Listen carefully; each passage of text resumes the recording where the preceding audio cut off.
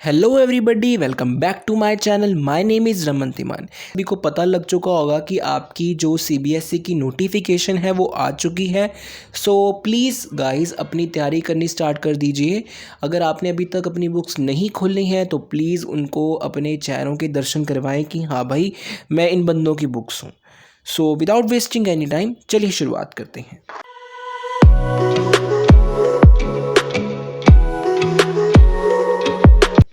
हमारा जो first topic है वो है state of infrastructure in India. हमारे देश में इंफ्रास्ट्रक्चर के क्या हालात हैं उसके बारे में हम पढ़ेंगे। With one set of 5 year plan, government took upon itself the responsibility of infrastructure development in the country. देखो, आप सभी को जैसे पता होगा कि हमारे देश में जो गवर्नमेंट आती है वो 5 साल के लिए आती है। तो उस 5 साल में उसने कुछ अपने टारगेट्स, अपने गोल सेट किए होते हैं। तो उसमें से एक गोल आता है इंफ्रास्ट्रक्चर का। जो इंफ्रास्ट्रक्चर का जो गोल आता है उसकी जो डेवलपमेंट होती है हमारे देश में गवर्नमेंट की होती है, फुल्ली तौर पर गवर्नमेंट की होती है। Construction of dams, roads and bridges and provision of hospitals and education institutes we almost entirely funded through government expenditure. चाहे वो बात हो कंस्ट्रक्शन करनी हो डैम्स की, रोड्स की, रेलवेज़ की, ब्रिजेस की, हॉस्पिटल्स को अच्छा बनाना हो, एजुकेशन को अच्छा बनाना हो, इन सब मुद्दों की बात आती है। इन सब मुद्दों के जो खर्चे होते हैं वो डायरेक्टली खाते में किसके जाते हैं? गवर्नमेंट के जाते हैं। However, as the government investment proved inadequate. आपको जैसे पता ही होगा कि गवर्नमेंट जो है हमारी वो बहुत ही ज़्यादा इतनी अच्छी है कि वो जो इनएडुकेट साबित हुई है अपने फंड्स में। उसके पास इतने फंड्स ही नहीं है, बस वो पॉलिसीज़ जनरेट करती जा रही है, हमें एक रोड मैप दिखाती जा रही है, बट मंजिल तक नहीं पहुंचाती जा रही है ना। Private sector slowly found it's way into sharing the responsibility of development of infrastructure in India. इतनी ज़्यादा अच्छी गवर्नमेंट होने के बावजूद भी प्राइवेट सेक्टर को हमारे पास गवर्नमेंट में आना ही पड़ा है ना। तो ये तो बात हो गई डिफरेंटली, बट जब गवर्नमेंट के पास फंड्स नहीं होते तो प्राइवेट सेक्टर स्लोली मूव करता है, रिस्पॉन्सिबिलिटी उठाता है गवर्नमेंट की काइंड ऑफ हेल्प करने के लिए। It's The private sector moves slowly with public sector and plays a major role in the economy. Private sector public sector के साथ आता है और इकोनॉमी में, हमारे देश की जो अर्थव्यवस्था है उसमें एक मेजर रोल अदा करता है। जैसे कि मैं आपको एक एग्जांपल दूं, अभी अभी एयर इंडिया जो है वो प्राइवेटाइज हो चुकी है, ठीक है जी। तो ये भी एक किस में आता है? इंफ्रास्ट्रक्चर में आता है। इंफ्रास्ट्रक्चर का एक बहुत ही ज़्यादा इंपॉर्टेंट पॉइंट है कि गवर्नमेंट जो है प्रूव्ड नहीं हो पाई, इनएडुकेट फंड्स थे उसके पास, उसके बाद इसने फंड्स नहीं थे कि वो उसको एक वेल एंड टियर मेंटेनेंस दे सके, तो गवर्नमेंट ने उसको क्या किया? प्राइवेटाइज कर दिया। तो ये भी एक अपना एक मुद्दा है। But in modern today, infrastructure base in the country continues to be inadequate across all sector. मैंने अभी आपको कहा था कि गवर्नमेंट हमको एक रोड मैप दे रही है बट मंजिल तक नहीं पहुंचा रही। तो ये सिर्फ एक इंडिविजुअल सेक्टर की बात नहीं है, ये हर एक सेक्टर की बात है, ठीक है। In modern today infrastructure base in the country continues to be inadequate across all sector. Government हमको ये कहती रहती है कि हम ये एडवांस करेंगे, वो एडवांस करेंगे, बट वो कहीं ना कहीं रह जाता है। ये पता नहीं क्यों रह जाता है, पर रह जाता है, ठीक है। Which is why our growth process remain likely broken pyramid. तो ये हमें कैसा दिखता है? ये एक ऐसे लगता है जैसे कि एक ब्रोकन पिरामिड हो, जैसे टूटा हुआ पिरामिड हो। Let's jump on another topic that is infrastructure investment statistics. देखो, मैंने ये जो इंफ्रास्ट्रक्चर इन्वेस्टमेंट स्टैटिस्टिक्स है मैंने कहीं गूगल से नहीं लिया, मैंने खुद नहीं लिखा, मैंने आपकी ही बुक में से एक फ़ोटो इसमें लगा दी है। बिकॉज आपका जो ये डाटा है वो बहुत पुराना है और आपकी बुक में दिया हुआ है। बिकॉज उनको जस्ट आपको दिखाना है कि कौन सी कंट्री अपनी जीडीपी में से कितना हिस्सा इंफ्रास्ट्रक्चर में लगाता है। जैसे कि बात कर ले चाइना की, ये अपनी जीडीपी का 44 लगाता है, इंडोनेशिया 34, साउथ कोरिया 31 और हमारा देश भारत 30 लगाता है, सिंगापुर 28, हांगकॉन्ग 22 एंड पाकिस्तान 16। तो ये हमारा एक स्टैटिस्टिक्स है, आप इसको पढ़ लो, बस आपको पढ़ने के लिए इंपॉर्टेंट है, आपको पेपर में कहीं नहीं आएगा, जस्ट आप पढ़ लेना इसको, ठीक है जी। Let's jump on other topic, that is energy. Energy it is most and very very very important component of economic infrastructure. देखो हम इंफ्रास्ट्रक्चर की बात कर रहे हैं, हम अगर किसी बिल्डिंग को बनाना चाहते हैं तो उस पर उसके साथ की साथ हमें हेल्प लेनी होगी एनर्जी की, है ना। अगर आप देख लो कि अगर आपको कोई बिल्डिंग जनरेट करना है तो उसके लिए आपको पेट्रोलियम भी चाहिए, है ना। सामान को अगर बिल्डिंग तक ऊपर ऊंचाई तक पहुंचाना है तो उसमें एनर्जी तो कहीं ना कहीं थोड़ी ना लगेगी, है ना। So it is a life line of economy, ये हमारे देश की अर्थव्यवस्था की एक लाइफ लाइन है। It uses every sector in economy, whether it is primary sector, whether it is secondary sector, whether it is tertiary sector, it is critical input.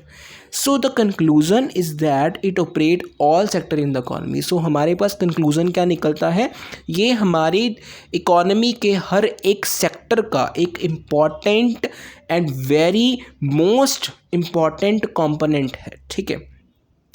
Let's talk about our important topic, that is commercial and non-commercial sources of energy, conventional and non-conventional sources of energy, primary and final sources of energy. मेरे को आगे jump करने से पहले मैं आपको एक बात बता दूं, मैं आपको एक एक लाइन का मतलब इसीलिए समझा रहा हूं क्योंकि आपको पता होना चाहिए कि हमारी बुक में वर्डिंग कैसी है।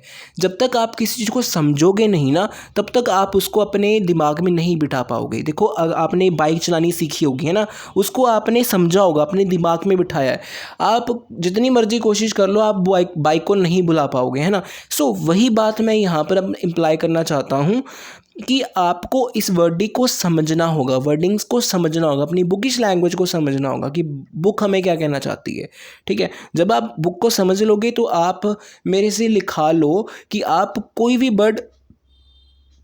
वर्ड नहीं भूल पाओगे, ठीक है। Let's jump on other topic, that is difference between commercial and non commercial source of energy. देखो मैंने ये भी आपकी बुक में से ही डिफरेंस को लिया है, बिकॉज आपको पता होना चाहिए कि डिफरेंस को किस तरीके से प्रेजेंट करना है। वैसे मैंने डिफरेंस के ऊपर भी एक वीडियो अपने यूट्यूब चैनल पर डाल रखा है, आप लिंक को जो आप डिस्क्रिप्शन बॉक्स में जा सकते हो, लिंक को खोलना आपको पता लग जाएगा। तो सबसे पहले आपको बेसिस एंड डिफरेंस को प्रेजेंट करना है। बेसिस में फर्स्ट पॉइंट हमारा है कंपोनेंट्स। कंपोनेंट्स होते हैं हिस्से, सोर्सेस, ठीक है। कमर्शियल एनर्जी के हिस्से क्या है, कमर्शियल एनर्जी कैसी होती है, coal, petroleum products, natural gas, electricity इसमें आता है। और नॉन कमर्शियल कैसी होती है, फायरवुड्स आते हैं, एनिमल वेस्ट आता है, एग्रीकल्चर वेस्ट आता है। Use largely industrial and for commercial purpose. जो कमर्शियल एनर्जी है वो मोस्टली यूज़ होती है इंडस्ट्रियल पर्पस के लिए या कमर्शियल पर्पस के लिए। कमर्शियल पर्पस के लिए कैसे यूज़ होगा, अगर आपने बाइक ली है तो आपको उसमें पेट्रोल तो भराना ही होगा, आपने गाड़ी ली है तो आपको उसमें डीजल भराना ही होगा, तो ये तो हो गया इसका commercial use. Next non commercial energy largely domestic and for consumption purpose. अगर देखो अगर सर्दियाँ चल रही हैं, नॉर्थ में बहुत सर्दी चल रही है, देखो आपने देखा होगा कि कहीं ना कहीं कोयले वाली जो आग है वो मोस्टली देखने को मिल जाएगी, है ना। जो गर्माइश होती है वो मोस्टली देखने को मिल जाएगी। अगर आप मक्की की रोटी खाते हो तो उसका जो असली टेस्ट आता है ना वो चूल्हे पे आता है, गैस में नहीं आता है ना। तो ये तो हो गए हमारे पास नॉन कमर्शियल एनर्जी के कुछ एग्जांपल्स। नेक्स्ट जंप है हमारे पास nature of goods. Goods of commercial energy are traded through in the market, these goods command prices. जो कमर्शियल एनर्जी है वो हमें फ्री में नहीं मिलेगी, हमको उसके लिए पैसा देना पड़ेगा। मैंने अभी आपको कहा कि अगर आपके पास बाइक है तो आपको पेट्रोल तो भराना ही पड़ेगा, तो वो फ्री में तो मिलता नहीं है। देखो कितना महंगा हो गया था बीच में, है ना। तो उसका क्या है, वो एक काइंड ऑफ प्राइस एक कमर्शियल वे में आता है। These goods command price. So goods of non-commercial energy are generally procured by villagers as free goods. देखो हमने अभी बात की नॉन कमर्शियल एनर्जी की, जिसमें हमारे पास एनिमल वेस्ट आता है। तो एनिमल वेस्ट क्या है जी, अगर आप नॉर्थ वाली साइड रहते हो, मैं पंजाबी हूँ, हम पंजाबी इसको बोलते हैं पाथियाँ, हम पंजाबी कहते हैं पाथियाँ और हिंदी में हम इसको कहते हैं उपले, है ना। तो आपको वो फ्री ऑफ कॉस्ट मिल जाएंगे अगर आप शहर में नहीं रहते हो। शहर में तो शायद 5-10 लेंगे, वो कमर्शियल में आ जाएगा, बट आपको इसको ग्लोबली इतना ज़्यादा मतलब कमर्शियल में नहीं है, आप इसको फ्री में ले सकते हो, ठीक है। तो पाथियाँ जो है वो बहुत ही ज़्यादा मतलब कि कहीं कई कई टाइप्स में काम आ जाती हैं। तो ये तो होगी हमारे पास नॉन कमर्शियल एनर्जी की types. So next jump on other topic, that is conventional source of energy and non conventional source of energy. Conventional source of energy क्या होती है? These includes coal, petroleum and electricity, same as commercial energy. These are diverse source of commercial energy over a long period of time. देखो, conventional source of energy जो है वो बहुत ही ज़्यादा लंबे समय से हमारे जो लाइफ में यूज़ हो रहा है। In India these sources are use in total disregarded to the environment. हमारे देश भारत में इसको बहुत ही ज़्यादा डिज़ास्टर वे में यूज़ किया जाता है, ठीक है। गवर्नमेंट इसके बहुत सारे स्टेप्स उठा रही है, जैसा कि दिल्ली में आप देख सकते हो ऑड इवन का सिस्टम चला हुआ है ना। तो ये जो हमारा इंडिया है इसमें ये यूजेस जो हो रहे हैं वो बहुत ज़्यादा डिसरिगेड वे में हो रहा है। आगे बात करते हैं non conventional source of energy. These include solar energy, wind energy and biomass energy etcetera, ठीक है। इसमें क्या आता है? सोलर प्लांट्स आएंगे, विंड एनर्जी आएगी, बायोमास एनर्जी आएगी, ठीक है।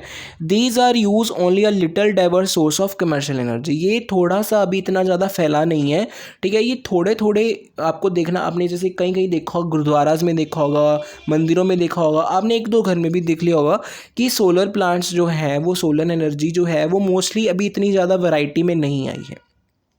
These are being developed primary with a view to checking environment pollution. Basically जो हमारे पास नॉन कन्वेंशनल सोर्सेज हैं ये अभी वैरायटी में यूज़ नहीं हुआ है। इसको अभी देखा जा रहा है कि अगर हम इसको लंबे टाइम के लिए यूज़ करते हैं तो ये हमारी किसी नेचुरल प्रोडक्ट को, नेचुरल जो हमारे पास गिफ्टेड हैं एनर्जीज, उसको थोड़ी हार्म करेगा। तो ये एक काइंड ऑफ चेकिंग पर लगा हुआ है अभी तक, ठीक है। Next jump on other topic, that is primary and final source of energies. मैंने ये भी आपका डिफरेंस बुक में से लिया है। Primary source of energy are available as free gift of nature. Primary जो सोर्सेज हैं वो हमें नेचर ने एक गिफ्ट दिया है, और फाइनल सोर्सेज है वो हमें नेचर से गिफ्ट नहीं मिला, हमने जो नेचर ने हमें दिया है उसमें से हमने उसको बनाया है। Basically primary sources are invented by nature and final sources are invented by human beings. Next है हमारे पास next point, these are directly used as energy input for production of goods and services. जो primary sources हैं ये directly हम use कर सकते हैं with the way of production of goods and services. और जो हमारे पास फाइनल सोर्सेज हैं, these sources are to pass through process of transformation before they are use to energy input. इसको कई स्टेप से गुजरना पड़ता है हमारे पास आने के लिए, ठीक है। सो these sources can be converted into other form of energy like coal can convert it into electricity, ठीक है। तो प्राइमरी सोर्सेज को हम डायरेक्टली यूज़ कर सकते हैं, इससे हम अपनी जो इलेक्ट्रिसिटी जनरेट कर सकते हैं। और फाइनल सोर्सेज क्या है? these sources are used only as final source of energy input. Final sources को हम डायरेक्टली ही फाइनल में यूज़ करेंगे, इसको हम प्राइमरी और सेकेंडरी में यूज़ नहीं कर सकते हैं।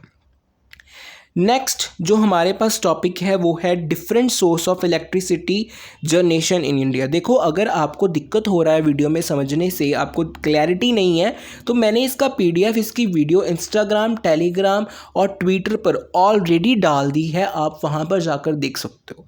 So different source of electricity generation in India क्या है? देखो, आप इस मैप से आपको स्क्रीन पर शो हो रहा होगा, एक छोटा सा एक मैप शो हो रहा होगा जिसमें आपको देख सकते हो कि रेड वाला जो है कोल है ना, उसमें से गैस आती है, फिर ऑयल आता है 0.25%, फिर हमारे पास हाइड्रो आता है 13.5%, फिर हमारे पास न्यूक्लियर आता है 2.05%, फिर हमारे पास RES आता है 17.34। तो ये जो है वो different sources of electricity generation in India है, कैसे कैसे इलेक्ट्रिसिटी हमारे पास एडवांस हुआ है। ये भी इतना इंपॉर्टेंट टॉपिक नहीं है, जस्ट आप इसको इस डायग्राम से समझो कि हमारे पास कितना कितना परसेंटेज था और हमने कैसे अपने देश में इलेक्ट्रिसिटी को एडवांस किया। तो ये तो थे हमारे आज के टॉपिक। बचे हुए टॉपिक्स हम नेक्स्ट वीडियो में कवर अप करेंगे। So thank you so much for listening. Don't hesitate any kind of question for asking. आप मेरे को टेलीग्राम में मैसेज कर सकते हो, इंस्टा पे मैसेज कर सकते हो, ट्विटर पे मैसेज कर सकते हो। इस जो स्लाइड शेयर जो हमने पीपीटी अभी की है उसका जो मैंने पीडीएफ है ऑलरेडी डाल दिया है ऑनलाइन मटेरियल्स में, आप जाकर चेक कर सकते हो। So thank you so much. आपके पेपर आ रहे हैं। All the very best for your exams.